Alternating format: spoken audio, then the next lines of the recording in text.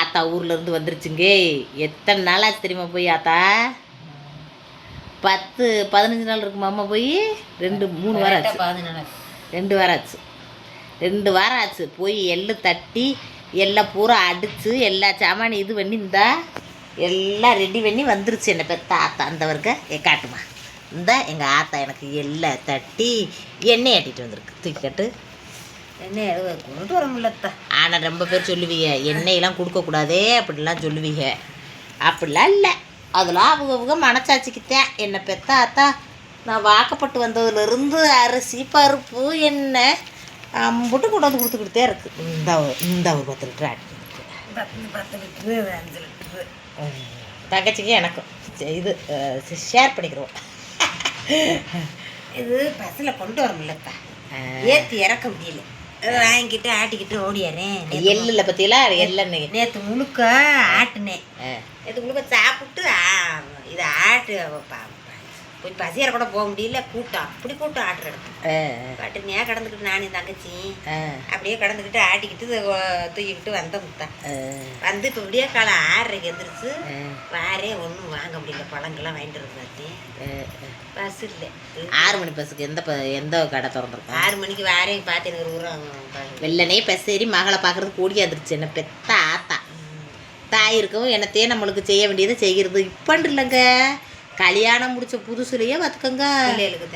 ஆமாம், ஆட்டா பிடிச்சதே அரிசிலாம் நெல்லை அரைச்சி கொண்டு வரும். எங்கள் வீட்டுக்காரதே இந்த அரிசி சோளச்சோறு மாதிரி இருக்கு மதனி, எனக்கு இந்த அரிசி வேணாம், நான் இந்த மில்லு அரிசியை வாங்கிக்கிற போகிறேன்ட்டார். என்னவா சோளச்சோறு மாதிரி இருக்கான். ஆமாம், அந்த ஊர்களில் அவிச்சு அரைக்கிறது அப்படித்தான் இருக்கு. என்னவா அப்படி கொண்டு வரும். பருப்பு கொண்டு வரும், எண்ணெய் கொண்டு வரும், மசாலா கொண்டு வரும், புளி கொண்டு வரும், புளி வத்தை எல்லாம் கொண்டு வந்துடும். என்ன தாத்தா தாய் வீட்டிலேருந்து எண்ணெய் கொண்டு வரக்கூடாது அப்படி இப்படின்னு சாத்திரங்க பல வாக்கில் சொன்னாலும் நாங்கள் நல்லபடியாகத்தே இருக்கோம். கடவுள் உண்ணியத்தில் நம்ம கொடுத்தாத்தான் பிள்ளை எந்திரிச்சுக்கிறோங்க. ஆமாம், அதனாலதான் பிள்ளைகளுக்கு காண்டிதான் உழைச்சு பிள்ளைகளுக்கு தானே உசுறு வாழ்றோம்ட்டு நான் பாட்டில் உழைச்சி மக்களுக்கு 2 பேருக்கும் கொடுப்பேன். நான் ஆயுசு இருக்க வரைக்கும் கொடுப்பேன். நான் ஆயுசு இல்லாட்டேன் என்ன பெற்ற மக்கள் அப்படிலாம் சொல்லக்கூடாது, நல்லபடியாக சொல்லணும். எத்தனை கடவுள் நம்மளுக்கு கொடுக்க வேண்டிய ஆயுசை கொடுப்பேன். ஆமாம், ஆயுசு இருக்க வரைக்கும் மக்களுக்கு செய்வேன். எல்லா மக்களுக்கும் தாய் செய்கிறது மாதிரி நானும் ஒரு தாயா எல்லா தாயும் என் பிள்ளைகளுக்கு சேர்த்தேன் செய்யும். நான் மட்டும் இல்லை, ஆனால் நம்மளுக்கு புரட்டுத்தேன்னு நினைப்பாங்க. நான் வந்து என் பிள்ளைகளுக்கு புரட்டுத்தேன்னு நினைப்பேன். என் தாய் வேறு தாயை மாதிரி நினைக்க மாட்டேன். என் தாய் எல்லாரும் செய்ய நினைப்பாங்க, ஆனால் நான் மாதிரி நினைக்க மாட்டாங்க சில பேர். அது நான் வந்து உண்மையாக பிள்ளைகளுக்கு தான் இதை செய்வேன் அப்படின்ட்டு. எனக்கு இல்லாட்டாலும் என் பிள்ளைகளுக்கு கொண்டு வந்து ஏம்மா அப்புறம் எல்லாரும் சொல்கிறாங்க கமெண்ட் பாக்ஸில், என்ன நீங்கள் சித்தப்பனுக்கு வாக்கப்படுறீங்க, என்னதான் உங்கள் முறை? சித்தப்பனுக்குண்டாத்தே அது என்ன விவரம்னு சொல்கிறீங்க? தாய் மாமி வீடு. தாய் மாமின்னா நான் பிறந்த எங்கள் அம்மா பிறந்த வீடு. அதில் நான் வாக்கப்பட்டு போகணும். எங்கள் மாமாவுக்கு லேட்டாக பொண்ணு கட்டி குழந்தை வருது. அவர் குழந்தை வர்றாருன்னா நான் வந்து வாக்கப்பட மாப்பிள்ளைய சின்ன பக்கம். அப்போ வந்து அந்த மாமி வீட்டு உறவு போயிடக்கூடாதுன்னு நான் பெற்ற மக்களை போய் அங்கே கட்டி கொடுத்தேன். அதுதான் சித்தப்பன் முறையை வரும். ஏன்டா நான் வாக்கப்பட்டு போகிறேன். அதனாலதான் சீமாப்பா வந்து இவ அம்மா மாதிரின்னு கூப்பிடுறாரு. மாதிரின்னு கூப்பிடுது. ஏன்னா அந்த முறை மாறாது, முறை எப்பவும் அதே முறையாத்தான் இருக்கு. வாக்கப்படுறது வந்து கொஞ்சம் சின்ன பயல்களா இருக்காங்கன்னு வாக்கப்படாம வேறவங்களுக்கு வாக்கப்படுறாங்க. சொத்து சோகம் அடுத்தவங்களுக்கு போயிடக்கூடாது. அந்த சொத்து சோகம் நம்ம அப்போ ஆத்தா பிறந்த வீட்டு சொத்து சோகம் நம்ம பொம்பளை மக்களுக்கே வரணுங்கிறதுக்காண்டி அடுத்த இடத்துல கொடுக்காம அப்படி மாமங்களுக்கு மகளை கட்டி வச்சிருக்கோம். ஏன் நான் வாக்கப்பட முடியல. இன்னைக்கு அப்படி கட்டி கொடுக்க வேண்டியதான் மாமா என்று அந்த ஒரு சொந்த பாசம் இருக்கு வேண்டியதான் இன்னைக்கு பாத்துக்கிறாங்க. எல்லாமே அடுத்த இடத்துல கொடுத்துருந்தேன்டா அது வேற்றுமையாக இருக்கு. இன்னைக்கு தாய் மாமி எங்களுக்கு வந்து மற்ற மக வருது நல்லா பார்த்துக்கிறாரு. 2 மருமே நல்லா பார்த்துக்கிறாரு. அதுக்காண்டிதான் மாமங்களுக்கு கொடுக்குறது, வேற ஒன்றும் இல்லை. அதுதான் சித்தப்பன் முறை வருதுன்றது. அது வந்து சித்தப்பன்டா ஒன்று விட்டு சித்தப்பண்ணு கூட கொடுக்க மாட்டோம். மாமன் மயனுக்கு தான் கொடுப்போம். நான் அது வந்து சித்தப்பேண்ட அப்பையும் கூட பிறந்த சித்தப்பேன் பங்காளி அங்காளியில் கொடுக்க மாட்டோம். தாய் மாமன் மயனுக்கு என் மகளை கொடுப்பேன். நான் வாக்கப்படுற முறை நிறைய பேர் வந்து தாய் மாமனுக்கே வாக்கப்படுவாங்க. மாமனுக்கு நாங்கள் வாக்கப்பட மாட்டோம். ஆமாம், மாமன் வந்து தாய் மாமன் வந்து நாங்கள் தாய்க்கு தகப்பனுக்கு சமமாக நினைப்போம். தாய் மாமனுக்கு வாக்கப்படுறது வந்து கூட பிறந்த தம்பிக்கு கட்டி கொடுக்குறது வந்து ரொம்ப லாங்கு, ரொம்ப வயசாக இருக்கும். பொண்ணுக்கு கொஞ்சம் வயசாக இருக்கும், இருந்தாலும் தம்பி கட்டி கொடுப்பாங்க நிறைய பேர். அக்கா மாட்டோம், அப்படி வாக்கப்படவே மாட்டோம். தாய் மாமனை வந்து தாய் தந்தையருக்கு சமமாக நினைப்போம்.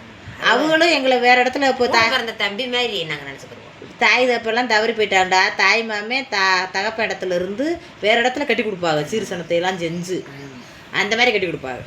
அந்த மாதிரி முறை எங்கள் இதில் இருக்குது. அந்த முறைப்படி கட்டியிருக்கா. அதனால தான் எங்கள் வீட்டுக்காரர் மதினின்னு கூப்பிட்றாரு.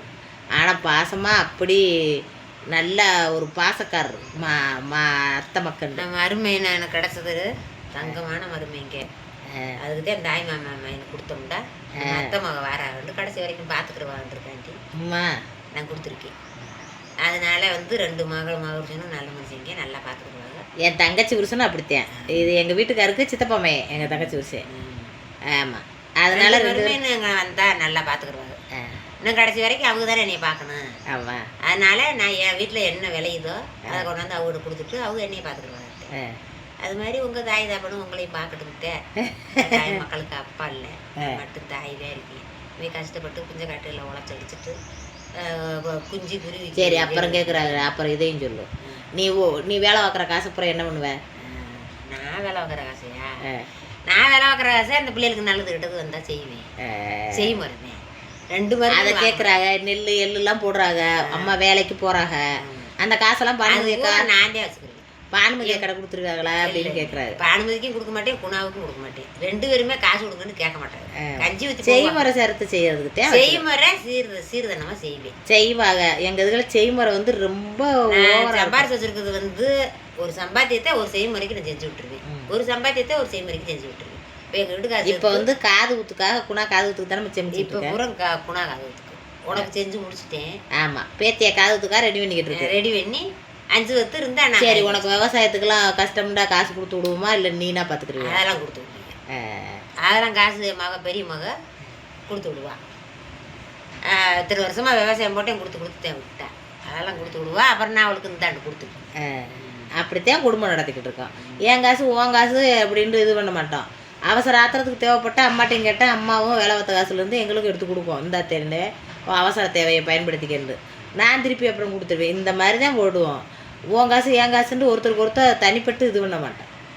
ஆனால் அப்போ அம்மா வேலை பார்க்குறத பூரா சேகரித்து தங்கச்சிக்கு காது குத்துறதுக்கு எப்படி ஒரு அரை பையன் தோடாச்சும் போடணும். அப்புறம் ஜெய்மலை சனத்தை சீர் சனத்தை எல்லாம் வாங்கி வைக்கணும். அப்படி நிறைய இருக்கா. அது ஒரு செலவுக்காகத்தே அம்மா ரொம்ப கஷ்டப்பட்டு பாடுபடுது. இல்லாட்டா வேலைக்கே போகலை. தங்கச்சியை கட்டி கொடுத்ததுக்கப்புறம் தானே நீ வேலைக்கு போனேன். எல்லாரும் சொல்கிறாங்க கஷ்டப்பட்டு அம்மா வேலை பார்க்குறாங்களேக்கா அப்படின்ட்டு. இதுக்கு முன்னாடி வேலைக்கு போகாது, விவசாயம் மட்டும்தான் பண்ணுவோம். விவசாயத்தை போட்டு எங்கள் வீட்டில் நான் வடை போடுறேன்னா அந்த வடை வேலைக்கு எனக்கு உதவி பண்ணிக்கிட்டு எங்களோடய இருந்துச்சு. தங்கச்சியை கட்டி கொடுத்ததுக்கப்புறம் வேலைக்கு போகிறேன். இப்போ அது நானாத்தான் போகிறேன். அது கூட போகணும்னு சொல்லுங்க. இருந்தாலும் நம்ம காசு கொடுத்தேன் மருமக்கு மட்டும் காப்பிடாந்து நம்ம கையை வச்சுக்கிறோம். எப்படி காசு சம்பாரிச்சாலும் அது இதுன்னு செலவு தெரியுதுலத்தே. அதுக்காண்டி தான் செலவுக்கு தேவைப்படுமென்ட்டு நான் ஓடுறேன். காசு செலவு வேணும். ஆமாம், வேறு அதுக்கு வாங்கிக்கிட்டு வச்சுக்கிட்டு போய்கிட்டு இருந்தேன். இப்போ அதுக்கு 2 பிள்ளையா போச்சு. இனி காசு கொடுக்கணும்னு சொல்ல முடியாதுல்ல. அதுக்காண்டி தான் சும்மாவே இருந்துட்டு இப்போ பிள்ளைகளை படிக்க வைக்க கொள்ள அவளுக்கு காசு கொடுத்து இப்போ நம்ம வேலைக்கு போயிடும். இப்போ தேத்தை நான் போகணும். அதுக்கு முதல்லாம் மகளும் மருமையும் போகணும்னே சொல்லுவாங்க. அம்மா கஷ்டமாக இருக்கும், வேலைக்கு வேணாம் மலமா நம்ம பார்த்துக்குறோம்னே சொன்னார். அப்புறம் அதுக்கு பிறட்டு பிள்ளைய பெருசாச்சு. அதுகளுக்கு பள்ளிக்கூடத்து ஃபீஸு அது கெட்டுதுல்ல. அப்போ நம்ம பிள்ளைகளுக்கு தொந்தரவு பண்ணக்கூடாது. காசு கேட்டால் கொடுத்தேன் செய்யுமா. எல்லாத்தையுமே நல்லதை செஞ்சுட்டேன். ஆமாம், நல்லது. அது ஓயாமல் பாவத்தை எல்லாம் நல்லது கேட்டது பிள்ளைய கட்டி கொடுத்து எல்லாம் சீராது எல்லாம் நல்லா செஞ்சு முடிச்சுட்டு என்னை ஆளை உட்கார வச்சுருந்தாங்க. இன்னும் நம்ம வேலைக்கு போகிறோம்னு நான் போயிட்டு இருக்கேன். அதுதான் வேற. அப்புறம் மற்ற செலவு பூரா இருக்குல்லங்க. குழந்தை பெத்தா அதுக்கு, அப்புறம் வீடு பால் காய்ச்சினாங்க, வீடு குடி போனாங்க, தனி குடித்தனம் போனால் அதுக்கு சீர் செய்கிறது. அப்படி அந்த மாதிரி சீர்களை பூரா அம்மா செஞ்சிருச்சு. அப்புறம் தீபாவளி பொங்கல் ஆடி இதுகெல்லாம் நாங்கள் நல்லபடியாக பண்ணி கொடுத்துட்டோம். பெரிய பெரிய இதுகளை பூரா நாங்கள் செஞ்சு எல்லாமே அவங்க செஞ்சுட்டாங்க. ஆமாம், நான் சும்மா இப்போதைக்கு இந்த காது ஊத்துக்கு சேமிக்கிறேன். ஆமாம், காது ஊத்துக்கு நானே பண்ணிடுறேன்ப்பான்ருச்சு. நான் பார்த்துக்கிறேன்ட்டு. ஆமாம், நீ போதும் பிடி செஞ்சது நான் காது ஊற்ற நான் பார்த்துக்கிறேன். இந்த சின்ன மொழுக்கு காது ஊற்றிட்டேன்டா. அப்புறம் நான் கொஞ்சம் நாளைக்கு உட்காந்து வந்துருக்க முடியும். எனக்கு நினைவு வருது. அது தெம்பு இருந்தால் உழைக்கணும்னு ஆசை இருந்தால் போகிறேன். முடியல நேரத்தை இருக்கணும். முடியாட்டா நம்ம முடியையில் இருக்கக்கூடாது. இருந்ததுண்டா இரும்பும் குறையும்ட்டு வாங்கல. அதுக்கு தேன் போகிறேன். நம்மளுக்கு என்ன வச்சுக்கிற இடம் இல்லாமையா இருக்குது. பணம் எனத்தே போகிறான் வாரான் செலவழிக்கிறான். அதே ஓடிக்கிட்டு இருந்தேன். கஷ்டமாக தானத்தை ஓடுது. கஷ்டப்படையில் நம்ம உழைக்கத்தானத்தை செய்யணும். காசு வேணால் அவ்வளோவா கெட்டுக்கட்டாகத்தே வச்சுருக்கேன். இல்லை இப்போ நம்ம உழைச்சினாலும் நம்ம பிள்ளைகளை காப்பாற்றுவோம். ஓடுறது அப்போ என்ன செய்வேன்? அப்படி தாத்தே கஷ்டப்படுத்தாதே பழைக்கிறேன். என் பிள்ளைகளை கஷ்டப்பட்டுத்தேன் கட்டி கொடுத்தேன். என் பிள்ளைகளை கட்டி கொடுத்துட்டு இப்போ என் மக சின்ன மகளை பெரிய மகளை கட்டி கொடுத்தாரு. அதெல்லாம் பெரிய மக நல்லா பார்த்தா. அதை பற்றி தான் நான் பெரிய மகளை மறக்காமல், இந்த நன்றியை மறக்காமல் பெரிய மகளுக்கு ஒரு கடைக்கு உதவி இருக்கிறது. வேறு இன்னும் காசு பணம்லாம் கொடுத்து உதவலை. என் மக செஞ்ச நன்றியை நினச்சி, மருமையை நன்றியை நினச்சி நம்ம புருஷன் சத்த பார்த்து நம்மளை கூப்பிட்டு வந்து நல்லது எடுத்து பார்த்து நம்ம மகளை கட்டி கொடுத்து நம்ம மகளுக்கு சீர்திராட்டு வாங்கி கொடுத்து நல்லா பகுசியாக வச்சுட்டாரு நம்ம மருமையை. அந்த மருமையினை நம்ம கடைசி வரைக்கும் மறக்கக்கூடாதுங்கிற எண்ணத்தில் நான் இருந்து ஒரு நாளைக்கு கடை ஓடிட்டேன். அதுதானே நான் எங்கே இருந்தாலும் மறக்காமல் ஓடியாந்து நினைத்தேன். நான் ஆட்சியை பார்த்துருக்கேன். போன வாரம் கடை ஓடல, அதுக்கு இந்த வாரம் இந்த ஓடியாட்டேன். என் வேலை எப்படி கிடந்துட்டாலும் போட்டு என் மகளுக்கு உதவி வந்துருக்கேன். ஏன்டா என் மகன் எனக்கு நல்லது செஞ்சுருக்காரு. என் பிள்ளைக்கு வேணுங்கிற ட்ரெஸ் எடுத்து கொடுத்து, வேணுங்கிற தோடு எடுத்து கொடுத்து, அனைத்து வேலையும் என் மகன் நல்லா என் மகளை நான் பெற்றதுதே நான் என் மகன் வளர்த்தவ மாதிரி பார்த்துக்கிட்டாங்க. அதனாலதான் அவங்கள நான் மறக்காமல் அந்த நன்றி கடனை நான் இருக்க வரைக்கும் செய்யணுட்டேன். அதை செஞ்சு முடிச்சுட்டேன்னு வச்சுக்க, அப்புறம் நான் படுத்து கிடக்கையில் அப்புறம் அவங்க சாப்பாடு கொடுத்துட்டேன். அதுதான் தங்கச்சிக்கு அவங்க தங்கச்சியை கூட்டு வந்து நான் வளர்க்குற அளவுக்குன்னா அந்த அளவுக்கு என்ன அப்படின்னு நிறைய பேருக்கு டவுட் இருக்கு. அதை சொல்லு, அது என்ன, எதனால அப்படி? எதனாலண்டா படிக்கிறதுக்கு எங்கள் ஊரில் தோது இல்லை. இல்லை, அவள் சின்ன பிள்ளையா இருந்தால நான் வாக்கப்பட்டு வரையில அவளுக்கு 3 வயசு. அப்போ எவ்வளோ டிஃப்ரெண்ட். அப்போ அதுக்கு இடையில வந்து எங்கள் அம்மாவுக்கு என்ன குழந்தையே இல்லை. நான் உன்னை கட்டின உடனே சொல்லுவாங்க கொள்ள நாளைக்கு பிறட்டு குழந்தை இருந்துச்சு. அப்போ வந்து கொள்ள நாளைக்கு பிறட்டு குழந்தை வரந்தா நீ பெரிய பிள்ளை ஆகிட்ட. அப்போ நீ 14 வயசு அப்போதான் எங்கள் அம்மா குழந்தை வருது. அப்படி இருக்கிறதுனால என் பிள்ளை ஹாஸ்டலில் இருக்கையிலே தங்கச்சிக்கு என்னது தேவைப்படும்னு வாங்கிட்டு வரணும். அப்புறம் கெட்டி கொடுத்த பிறகு தங்கச்சியை கூட்டியாந்து அம்மாவையும் கூட்டியாந்து வச்சுக்கிட்டு எங்களுக்கு நல்லது எடுமாச்சு. நான் உழைச்சடிச்சு அது 2 பேருமே ஒன்றா மண்ணத்தையும் போட்டான். 2 பேருமே ஒன்றா மண்ணை போட்டு 2 பேரும் ஒன்றா மண்ணை கிட்டோம். அப்போல்லாம் விவசாயம் பார்த்துட்டு இருந்துச்சுன்னா விவசாய காசை என்கிட்ட வந்து கொடுத்துரும். ஆமாம், இப்போவெல்லாம் 1 ரூபா கொடுக்க மாட்டேன். வந்து தங்கச்சியை கட்டி கொடுக்குதுல்ல, அப்போ நம்ம பொருளையும் கொடுத்துடணும். கொஞ்சம் அது கொடுத்து நம்மளும் கொஞ்சம் போடணும்ல, சும்மா மருமேட்டு வாங்கக்கூடாதுல்ல அப்படின்னு கொடுப்பேன். இப்போ அதெல்லாம் கிடையாது. இப்போ நான் உழைக்கிறத நான் வச்சுக்கிடுவேன். எனக்கு வேணும்லத்தே இந்த மாதிரி எண்ணெய் ஆட்டிட்டு வந்து கொடுக்க, மசாலா அரைச்சிட்டு மசாலா மட்டையெல்லாம் அது வந்து நம்ம செய்யறது 2 பிள்ளைகளுக்கும் செய்யும். அது மாதிரி வாங்கி கொடுக்கும். பிள்ளைகளுக்கு வரையில தீமண்டை வாங்கிட்டு வர, எனக்கெல்லாம் இன்னும் தீமண்டை வாங்குறத மட்டும் நிப்பாட்டாது. இந்த காசை 500 ரூபாய் மாற்றக்கூடாதுலாம் நினைக்க மாட்டேன். வேற ஒருத்த மாதிரி என் பிள்ளையே தான் பெருசுண்டு 2 மகளுக்கு நான் பாதிப்பு இல்லாமல் அவட்ட போனால் அவட்ட 200 ரூபாய்க்கு, இவட்ட போனால் இவட்ட 200 ரூபாய்க்கு என் கையில் இருக்கிறத வச்சு வாங்கிட்டு அதை வந்து நான் வந்து முடிஞ்சு வச்சுக்கிட்டு என்னத்தையே போயிடும்ல மனசில் ஓடக்கூடாது. அதை வாங்கிடுவோமா இதை வாங்கிடுவோமா பிள்ளைகளுக்கு இதை வாங்கி கொடுத்துருவோமான்னு தான் எனக்கு அப்படியே என் பழகி போச்சு. என் பிள்ளைகளை எடுத்தேன் நான் உயிரே வாழ்றேன். ஆமாம், என் மக்களை 2 பேரையும் எடுத்தேன். ரொம்ப பேர் ஆனால் கமாண்ட் பாக்ஸில் சொல்கிறது உங்கள் அம்மா மாதிரியே எங்கள் அம்மாக்கா அவங்க அம்மாவை பார்க்குறப்ப எங்கள் அம்மா பார்க்குற கனவு முடிஞ்சு நீ என்னென்னு போங்க அப்படின்னு போட்டிருக்க மாட்டேன். என் பேரை மெத்தி எங்கள் அண்ணுக்குள்ள தோணிக்கிட்டு அவங்க இருக்கிற இடத்துல நம்ம இருந்துடணும், நம்ம சுயராட்சியமாக நம்ம புரிச்சு நம்ம வீட்டில் இருந்துருவோம்லாம் நினைக்க மாட்டேன். விவசாயத்துக்கிட்டே இப்போ 15 நாளாக எத்தனையோ வருஷம் மாதிரி என் பிள்ளைகளை விட்டு போனது மாதிரி எனக்கு தெரியுது. நான் அப்படி இருக்கவே மாட்டேன். விவசாயம் போட்டா என் பிள்ளைகளோட தான் இருக்கணும் முடியுதேன். இப்போ நான் மதுரைக்கு வந்துட்டேன். இல்லைண்டா என் புரிச்சை விட்டு காடுக்காரன் சொத்து சொக வீடு வாசல்லாம் கிடக்குத்தேன். நான் இங்கே வேற ஒருத்தினாங்க அது வந்து கெவிரதம் பார்க்குறது அப்படி இருப்பாங்க. நான் தாய் மாமன் எனக்கு கொடுத்துருந்தாலும் நான் கெவிரதம் பார்க்கல. நம்ம மக புரிச்சம் தானே, கூட சொன்னாலும் குறைய சொன்னாலும் நம்ம மக மருமையன் தானே மயன் தானேன்ற மாதிரி நான் இருக்கேன். வேற ஒருத்தர் சொல்லுவாங்க சமதார வீட்டில் இருக்கலாமா அப்படின்னு பார்க்கத்தேன். நான் சமதார வீட்டில் சும்மா இருக்கலத்தேன். உழைப்பேன், கஞ்சி குடிப்பேன், என் மக்களுக்கு வேணுங்கிறத நான் தான் குடிப்பேன்ட்டேன். அதனால என் மக்கள் கொடுத்து நல்லா பார்த்துட்டாண்டு இப்போ நான் கொடுக்குறேன். அதனால வந்து எனக்கு வந்து அசிங்கம் அது தெரியாது. சமதார வீட்டில் இருக்க முடியாது, அசிங்கம் இல்லை. தனியாக வீடு இருங்க அப்படிம்பாங்க. தனியாக வீடு பிடிச்சி இருந்து ஒரு 1000 ரூபாய் அங்கே கொடுக்குறதுக்கு நம்ம பிள்ளைகளுக்கு அந்த 1000 ரூபாய்க்கு வாங்கி கொடுத்துருவேன் அப்படின்றதாத்தே. நான் வாடகை கொடுக்கணும்ல, அடுத்த ஊற்றுறதுலாம் கேட்கக்கூடாது. அடுத்த ஊற்றலாம் நான் கேட்க மாட்டேன். என் உத்திக்கு என் பிள்ளைகளோட நான் இருக்கேன். இதில் என்ன கேவலாம்? மக வீட்டில் நம்ம இருப்போம்ட்டு நான் ஒரு மூலையில் படுத்துக்கிட்டு என் பிள்ளைகள் அது வாட்டில் இருக்குதுட்டேன். அப்படி நான் அந்த மாவட்ட 10 நாளைக்கு இந்த மாவட்ட 10 நாளைக்கு அங்கிட்டு வேலை பார்த்தா அங்கிட்டு கொடுத்துருவேன், இங்கிட்டு வேலை பார்த்தா இந்த மாவட்டுக்கு வந்துடுவேன். 2 மகன். ஆனால் அதிகமாக இங்கே தான் ஓடியாரு. ஏன்டா இங்கே கூட வந்து போன நோடிக்கிட்டே கிடக்கா அப்படின்ட்டு இங்கே நான் பேசிக்கிட்டே கிடப்பேன். அதனால ஓடியாந்துருவோம். என் மகளோட வந்து மகன் வந்து உட்காந்து நல்லா பேசு, என்னோட ஜாலியாக பேசுவோம். நாங்கள் தாய் மக மாதிரி பேச மாட்டோம், நல்லா பிறவி மாதிரி உட்காந்துக்கிட்டு பேசுவோம். அதுக்காண்டி 2 பேரும் பேசல ஆரம்பிச்சிடுவோம். அதுமா இதுமா அப்படின்னு கேள்வி வைக்கும். அது என்ன செய்யும்? அது ஒரு இல்லாட்ட டிவியை போகணும், இல்லாட்ட போனணுண்டு. இது போனணுன்ற நேரம் வந்துட்டு நான் வந்துட்டேன்டா போன போட்டு என்கிட்ட பேசு. அதுக்காண்டி இந்த மூட்டை எனக்கு ஓடி வர ஆசை மூடுவேன். அந்த மூட்டை 2 நாளைக்கு இருந்துகிட்டே வருவேன். பேத்தி ஆசை பேத்தியாட்ட ஒரே ஒரு இனியா குட்டி இருக்கு. இன்னைக்கு இங்கே வந்திருக்கேன். இன்னைக்கு சந்தையை போட்டு நாளைக்கு அந்த மாவட்டுக்கு வந்துட்டேன். அந்த அம்மா வீட்டில் ஒரு கேன் எண்ணெயை கொடுத்துட்டு அந்த அம்மாவை பார்த்துட்டு ஆமாம் அப்படி ரெண்டும் பிள்ளை தானே. ஆமாம், அதெல்லாம் என் தங்கச்சிக்கு செஞ்சாலும் எனக்கு செய்கிற உனக்கு செய்கிறேன்னு நாங்கள் வழக்கடிச்சுக்கிற மாட்டோங்க. எது செஞ்சாலும் சரி அப்படின்ட்டு இந்த அம்மா கூட இந்த இப்போ என்ன ஒருத்தவங்களுக்கு நிறைய இப்போ எங்கள் வீட்டில் குடும்பம் கொஞ்சம் பெரிய குடும்பம், அதனால கொஞ்சம் கூட கொண்டு வந்திருக்கு. அது தங்கச்சி அப்படி கேட்க மாட்டான். எது இருந்தாலும் அப்படித்தான் சேர்ந்துட்டு வர முடிஞ்சிச்சு. இன்னும் இருக்குது வேணும்னா 2 மொழுக்கு.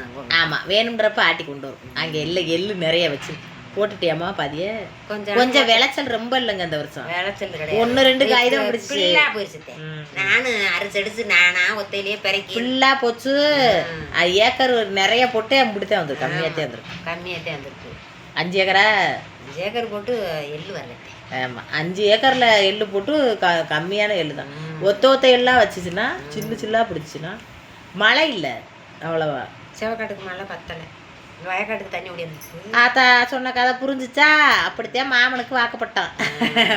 மாமன் மயனுக்கு வாக்கப்பட்டிருக்கான். சொந்தம் பண்ணுறதுனால எங்கள் வீட்டுக்காரு அப்படி நான் என்னைய விட எங்கள் அம்மாவை எங்கள் வீட்டுக்காரு தான் நல்லா பார்த்துக்கிடுவாரு. என்னம்மா மாதிரிக்கு சோறு ஓடும், சாப்பாடு ஓடு அப்படின்னு எங்க நான் போடுவேன் பாங்க அப்படின்னு நாங்கள் சொல்லுவேன். இப்படிலாம் சொல்லாத, தாய் இருக்கிற வரைக்கும் தாயோட அருமை தெரியாது அப்படின்னு சொல்லிட்டு கிடப்பாரு. எங்கள் அம்மா எனக்கு ஒரு ஃப்ரெண்டு மாதிரி. என்னவா என்ன பெத்த ஆத்தா எங்கள் ஆத்தாலேன்னு எனக்கு நல்லாவே இருக்காது. நானும் பேச சிரிக்க விளையாட எங்கள் ஆத்தா தான். எங்கள் ஆத்தா பிடிக்குதுன்னா லைக் பண்ணுங்க. லைக் இல்லாத்தா அதெல்லாம் நம்ம பெத்த மக்கள் லைட் போட்டுருவாங்க. எல்லா மக்களும் என் மக்கள் தான் லைட் போட்டுருவாங்க. கேட்க தேவையில்லை, நான் கேட்கவே தேவையில்லை, அவங்க போட்டுருவாங்க. அம்மா வந்து பேசுறாங்க வேலை பார்த்துட்டு வந்திருக்காங்கன்னு என் மக்கள் லைட் போட்டுருவாங்க. எல்லாரும் ஆனால் பெத்த மக்கள் அது பெறாத மக்கள் எல்லாரும் மக்கள் தான். எல்லா மக்களும் நல்லா இருங்கத்தேன். அந்த இடத்துல என் மக்கள் 2 பேரும் இருக்குது. அதெல்லாம் ரைட்டு. எங்கள் அம்மா அப்பா பிடிக்குதுல. எங்கள் அம்மா நான் சொல்லுவாங்க, ரொம்ப பேர் சொல்லியிருக்காங்க கமாண்டில், எங்கள் அம்மா மாதிரியே இருக்குது உங்கள் அம்மாவை பார்க்கல, உங்கள் அம்மா பார்த்தா எங்களுக்கு அழுகு வந்துடுது அப்படின்னு நிறைய பேர் வருத்தப்பட்டிருக்காங்க. எல்லா மக்களும் நினைக்காதே வகுத்துறதுலாம் நினைக்காதே. எல்லாரும் ஒரு நாளைக்கு போய் தான் எல்லாருக்கும் தாய் இல்லைங்கிற கவலை அப்புறம் வரத்தான் செய்யும். இருக்க வரைக்கும் இருந்துட்டு போக வரைக்கும் போவோம். அதை நினைக்காம நீங்கள் வீட்டில் வாழுங்கத்தே. அது படைச்சவங்க பிள்ளை என்ன செய்வோங்கத்தே, அதை நீங்கள் நினைக்கக்கூடாது எந்த மக்களும். இன்னும் உங்கள் பிள்ளையில நீங்களும் நல்லபடியாக பார்த்துக்கிட்டு நல்லா இருங்க. சரி, நான் ஆத்தாவுக்கு நான் சோறை போட்டு கொடுக்குறேன். வந்ததுலேருந்து உட்காந்துருச்சு பேசிக்கிட்டு இருக்கேன். சரி, நான் அது இதுன்னு கதை சொல்லிச்சா, சரி அப்படியே வீடியோ ஆன் பண்ணுறேன் பேசு அப்படின்னு சொல்லி அதோட பேசிக்கிட்டு உட்காந்துருக்கு. சரிங்க, நாங்கள் சாப்பாடை போட்டு சாப்பிட்டுட்டு இன்னும் வேலைக்கு மாவு பிணைகிறோம். வடைக்கு மாவு பிணைஞ்சு இன்னும் வேலைகளை பார்க்குறோம். ஒரு வேலைகளாக என்னத்தையோ குடும்பத்தில் இருக்கையில் ஒரு பொம்பளையை கூட்டு சேர்ந்து ஒன்றுக்கு ஒன்று உதவியா, நீ கூட எடுத்துட்டேன், நான் கூட தின்னுட்டேன், எனக்கு கூட செஞ்சுட்டேன், உனக்கு குறைச்சி செஞ்சுட்டேன் அப்படின்னு தாயிட்ட சண்டை விடாமல் கூட பிறந்ததுக்குள்ளே ஒருத்த விட்டு கொடுத்து அங்கிட்டு கூட திண்டாலும் நம்ம தங்கச்சி, இங்கிட்டு கூட திண்டாலும் நம்ம அக்கா அப்படின்னு ஒருத்த விட்டு கொடுத்து தாயை குறையா நிறைய வீட்டில் சண்டை வர்றதுக்கு காரணம் என்ன தெரியுமா? நீ வந்து தங்கச்சிக்கு வந்து நிறைய செஞ்சுட்ட, அக்காவுக்கு எனக்கு ஒன்றும் செய்யலை, அப்படித்தான் தாய் மேலே கோவப்பட்டுக்கிட்டு சண்டை விடுறத நான் பார்த்துருக்கேன். அப்படி மட்டும் இருக்காதீங்க. தாய் வந்து ஒரு பிள்ளை கஷ்டப்பட்டுரும், ஒரு பிள்ளை கொஞ்சம் நல்லா இருந்துடும், கஷ்டப்படுற பிள்ளைக்கு கூட ஒரு 10 ரூபாய் கொடுத்துரும். அப்படி நினச்சிதான் பண்ணுவாள் தவிர 2 மகளுக்கும் கரெக்டாக தான். அப்படி நினச்சதான் இல்லை, பொதுவாக சொல்கிறேன். நம்மளுக்கு சண்டைக்குன்னு சொல்லலை. நம்ம எந்த காலத்தில் இது என்ன இங்கே போய் செஞ்சுட்டு இங்கே போய் செஞ்சுட்டேன்னு கேட்க மாட்டோம்ல. அப்படி சண்டை இல்லாமல் சத்தம் இல்லாமல் நல்லா தாய் தான் பண்ணு அக்கா தங்கச்சி என்று இருக்க வரைக்கும் கூடி வாழுங்கத்தே. சரி, ஆத்தாவுக்கு சோறை போட்டு கொடுக்குறேன். ஏம்மா இதை தூக்கி வைம்மா, இதை தூக்கி அந்த கட்டப்பையில் வைம்மா. லைக் பண்ணுங்கள்.